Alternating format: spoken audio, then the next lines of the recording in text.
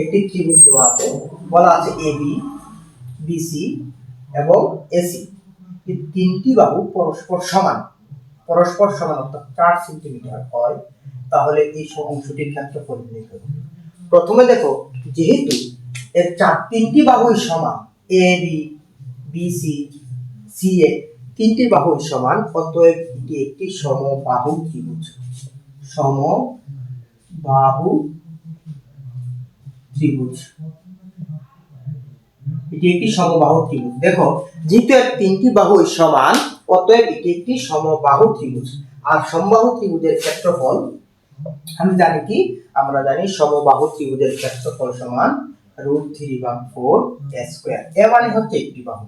সমবাহু ত্রিভুজের ক্ষেত্রফল সমান √3/4 স্কয়ার।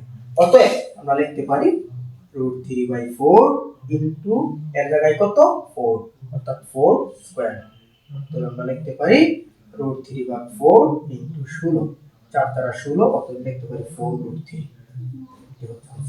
অর্থাৎ এই সমবাহু ত্রিভুজের ক্ষেত্রফল হচ্ছে আমার 4√3 থিটা। অবশ্যই এককটা লিখতে হবে। এককটা কি? একক হচ্ছে